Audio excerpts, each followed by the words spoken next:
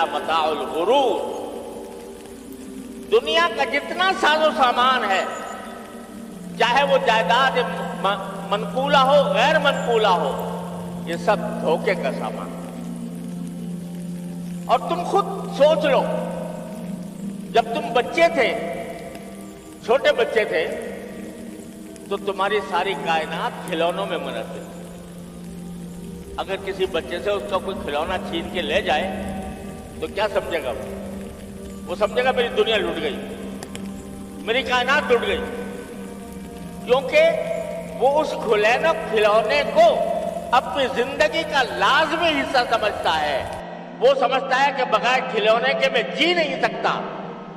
लिहाजा अगर कोई छीन कर ले जाए तो उसको ऐसा गम होता है कि बड़ों को शायद जायदाद खोने का भी इतना गम ना होता, रोएगा, चिल्लाएगा कि भला ले गए। जब तुम बड़े हो जाते हो और अपने बचपन के किस्से याद करते हो तो क्या होता है? हंसी आती है कि नहीं कि भाई किस चीज पर हम झगड़ते थे? छोटे छोटे खिलौनों के ऊपर झगड़ रहे थे।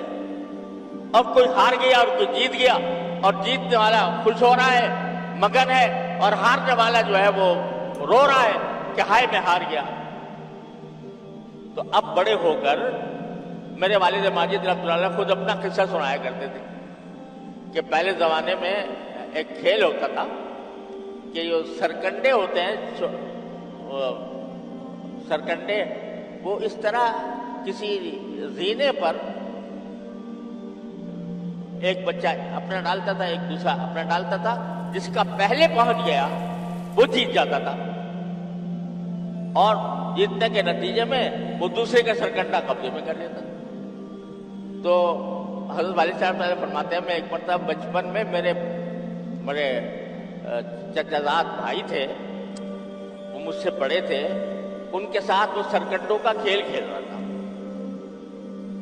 तो फरमाया करते थे कि मैं खेल में तो हमेशा पिछड़ती रहा।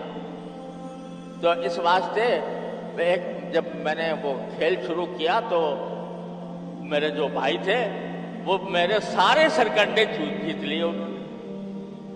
मैं हारता चला गया और वो मेरे सरकंडे कब्जे में कर। फरमाते हैं मुझे आज तक याद है वो गम और सदमा उसका कि मेरी कायनात लुट गई। ये हर शख्स के साथ पेश आता है, कोई दुनिया में ऐसा नहीं है जिसके साथ ये वाकया पेश ना आता हो।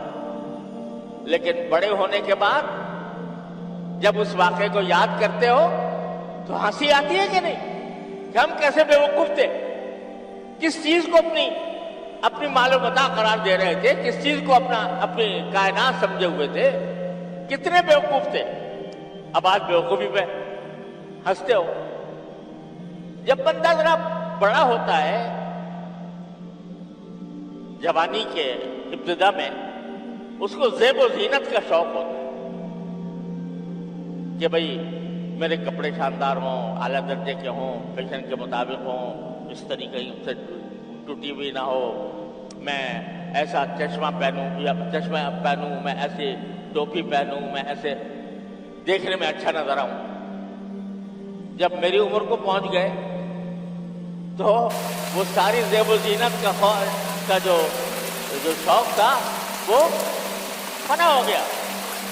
और अब बच्चों को जब इसमें वक्त गुजारते हुए देखते हैं कि वो अपने आप को जीनत करने के लिए अपना वक्त सर्व कर रहे हैं तो उनके ऊपर हंसी आती है, और ये मालूम होता है कि ये अपना वक्त फजूल ज़ाय कर रहे हैं।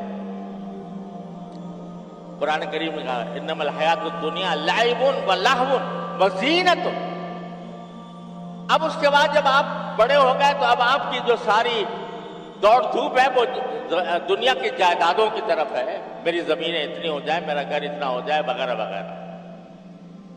तो वो जब वहां पहुंचेंगे, अल्लाह ताला हमको आफियत के साथ जन्नत पे पहुंचा दे। वहां जाकर जब पहुंचेंगे और देखेंगे कि हम जमीन जायदाद पर लड़ा करते थे, जमीन जायदाद पर लड़ा करते थे, वो जमीन जायदाद वहां जाकर बिल्कुल ऐसी महसूस होगी, बल्कि उससे भी ज्यादा बेहकीकत, जैसे एक बच्चा खिलौने को अजीज रखता है। تو چونکہ رسول کریم صلی اللہ علیہ وسلم وہ منظر اپنی آنکھوں سے دیکھ رہے ہیں کہ ایک وقت ایسا آنے والا ہے جب یہ بندے وہاں پہنچیں گے تو زمین جائیداد مال دولت ساری کی ساری چیزوں کو اتنا ہی بے حقیقت سمجھیں گے جیسے اب تم بچوں کے کھلونوں کو بے حقیقت سمجھتے ہو.